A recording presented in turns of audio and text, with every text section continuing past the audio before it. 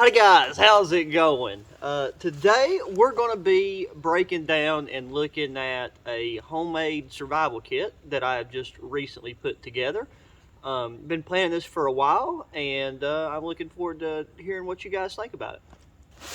Alright, so this right here is a Roaring Fire Molly compatible pouch with a shoulder sling. It's got one large compartment with some internal dividers and a smaller front pocket with some internal dividers. The only thing that I have on the exterior of the kit is this paracord bracelet, so that is one of the two elements of cordage that we have included with this setup. And then a quick preface. So this is meant to be like an EDC kit, something you could throw in your backpack for a day hike, keeping your vehicle, just any place you might need it, whether it be rural or urban.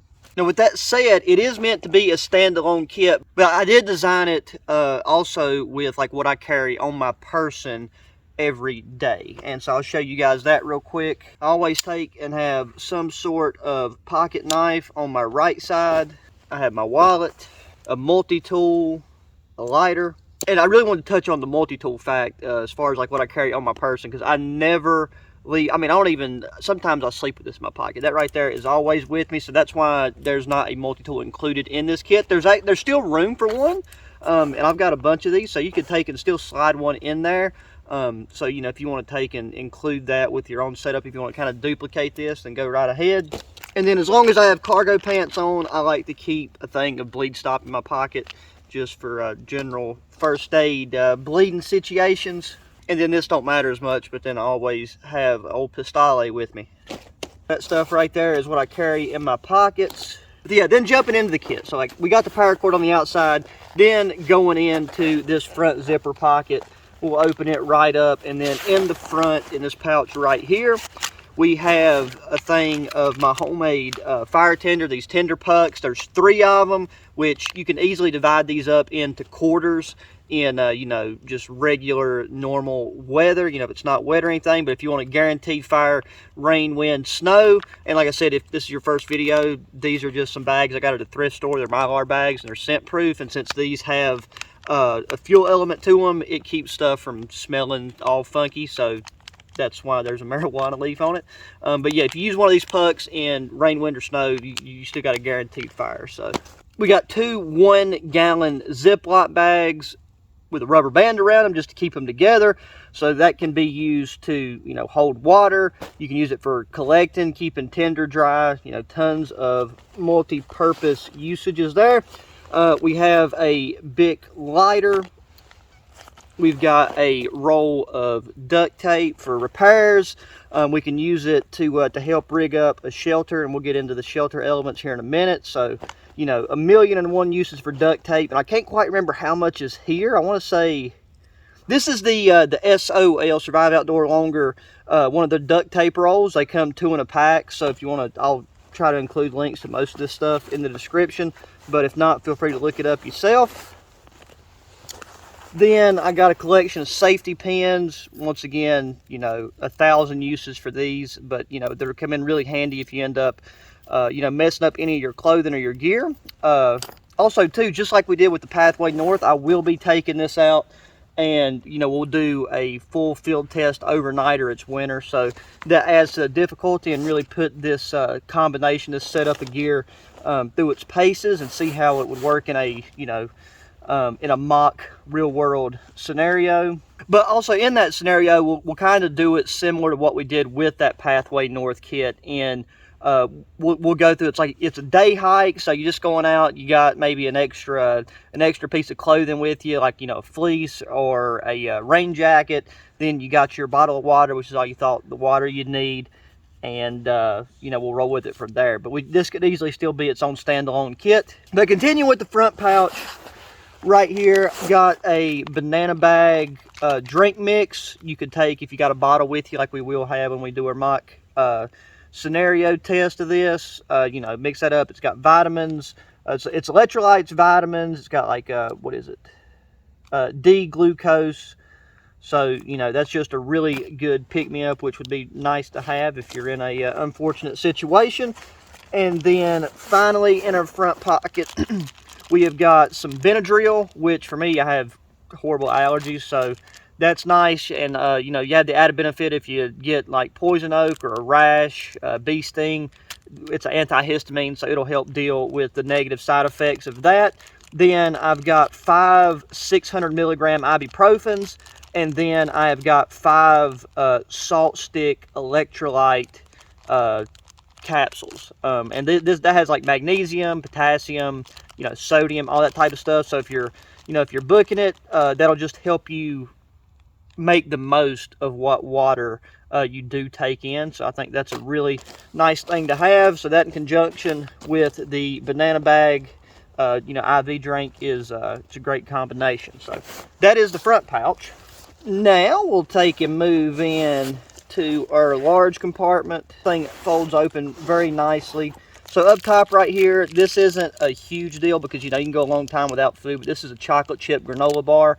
That's more for, you know, just a morale boost, knowing that, let's say you're stuck overnight, you can wake up, have yourself a nice sugary snack, and, you know, that'll just kind of help you push through to, you know, hopefully getting yourself help or getting yourself out of whatever situation you're in to where, you know, you would need to utilize a kit like this. Okay, so right here we have about a 6.5 foot length of paracord. You know, the paracord is what I went with because you can break it down. It's got all the individual strands.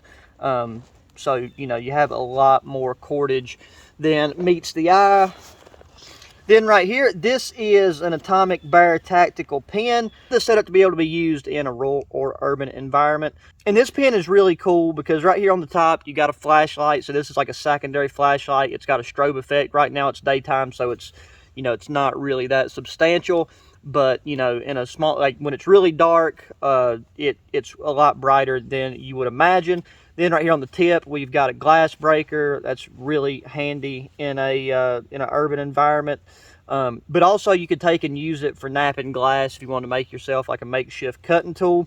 But the really unique thing about this pen is you can order a kit to where you can unscrew and put on different attachments. So right now, I have the metal whistle attachment, which is extremely loud. But you can have an ink pen, a small blade, and a ferro rod. And if you wanted to, you could even put those components in a small hard container, and there's still room left over in this, so you could add, you know, whatever else you'd want to. So you could put those other attachments here and then have a multi-tool pen. I've not had any issue with that light turning on in here. Okay, then I've got 10 zip ties rubber banded together, you know, tons and tons of potential uses for these, from gear repair to shelter setup. You know, the imagination's the limit. Okay, up top here, I've got a Silva compass. You know, always good to have a compass. Just at the very least, you can get your bearings. You can make sure that you're kind of sticking to one course if you're in a rural environment. But then even in certain urban situations, a compass can be a very crucial lifeline. Okay, and then right here, we have got our main cutting tool. This is a really nice, sturdy, spring-assisted knife by Blackfire. Just takes and opens right up. It's really robust. I've not done any you know, hands-on like carving test or anything with it, because we're going to do that real-time in person whenever we do our overnight field test with this kit. But I love the feel of it. And like whenever it comes to a kit like this, you want components that are reliable, that are well made, but that are also, you know, not $200 a piece. Because what normally happens with things like that is people will put these kits together, and then, you know, they'll put their favorite, like, you know, their Leatherman or whatever, and they only got one or two, and then they end up borrowing that from the kit, and then they'll take and use it, forget to put it back or not carry it, whatever. So this needs to be, like, whenever you're building a kit like this, if it's something you're going to be, you know, putting somewhere, stashing, leaving it for an emergency, you just want to make sure that you have quality items, but, you know, items that ain't going to break the bank, so that leave it in its intended place for its intended purpose. But that right there, very, very solid pocket knife. And then continuing with that, this right here is a Blackfire rechargeable flashlight. I have taken tested this out quite a bit. It's very bright. You know, it's daytime right now, so until the actual test, you won't get to see, you know, its lumen abilities. But it is rechargeable. It has a high mode and a low mode. And then one of the main features I like and why I chose it for this is because it has a dual clip right here, so you know you can take and just clip it in your pocket or wherever you want it. But where it's got the reverse clip up top, it's nice because you can take and clip it to the bill of a hat, and then you have yourself a headlight, so you know it's hands-free. And that's always nice, because if you're taking and you get caught out and you're working in the dark, you're going to need both of your hands and all 10 fingers. So then when it comes to water, I've got a Sawyer Mini with the straw. So, you know, whether you're in the woods or in the middle of a city, that allows you to make pretty much any water drinkable, the 100,000 gallon water capacity. And these are inexpensive for what they are, what they provide, and the lifespan. Then for our 100% reliable fire start method, we have an RKR Outdoors ferro rod. So God forbid you're out long enough that you manage to run through a full Bic lighter. You have the capability to make thousands of fires with this ferro rod. And then I said we actually have a third round of cordage, because I forgot about this this hank of paracord. Well, I don't think this is legit paracord. I think this is just some type of nylon cordage, but you know, that's just extra cordage. Okay, next up, for an additional signaling device, we have a signal mirror, and at the end of the lanyard it has a whistle also. It's not quite as loud. I don't know how well the microphone picks it up, but it's not quite as loud as the metal one on this, which is why I went with including that in the pen for this setup. Then at the bottom we have a wire saw with 2 handles. So this one right here will be a lot easier to use than the one that normally has the metal rings. I just hope that this one will perform well, so I'm really looking forward to you know, to getting it out in the review video so we can put it through its paces, see if it breaks. Okay, then here we have a Mylar emergency space blanket. I've got another one that is a bit thicker. I just started with that's like a little bit larger and thicker and better made. I put this one in there to begin with because it was thinner, so I didn't know how much room I was going to end up having. But I also might take, because I do have a little bit of extra room, include this one plus the thicker one, and then have 2 Mylar blankets. And on the topic of thin things, it would also be worth putting one of these bleed stops in this kit. The only reason I didn't, so like I said, I normally always have one of these in my pocket. And then the final thing in this kit, and this is something I went back and forth on quite a bit, but this is a 42 gallon, I believe it's a 42 or a 38 gallon 3 mil trash bag. So something like a 5 mil 55 gallon drum liner wouldn't fit in this kit, or would take up too much space. So this could be turned into a poncho. You can stuff it to make an insulating layer. You can use it as a moisture barrier on the ground. Tons and tons of uses, which is why I went with this over one of those really cheap ponchos, because those really cheap ponchos tend to rip and tear, and then you don't have the initial ability of making it, or of like using it as a bag, as you can with this, to carry stuff, or just, you know, like whatever the case may be. And also, I would normally just take and stick this into, you know, a day hike bag or something. So like I would have a poncho, like a nice poncho with me, or some other type of rain gear. And then, you know, if you're in a vehicle or whatever, you have the shelter of the vehicle, things like that. That right there is what I went with for this, and I do believe that is everything in the kit. So very nice layout. I can't wait to get it out and you know, test it out overnight with you guys. Please take and, you know, give me any suggestions in the comment sections, what you would include, what you'd take out, you know, just any thoughts and opinions. So that's going to do it for this one, guys. As always, please hit that thumbs up button if you like the video. Subscribe if you haven't already, to make sure that you're around whenever we take and hike this into the mountains, and give her a go. Please share the channel with your friends, family, anybody you know that enjoys outdoor activities. And once again, you know, hit me up in the comment section. But until the next one, guys, adios.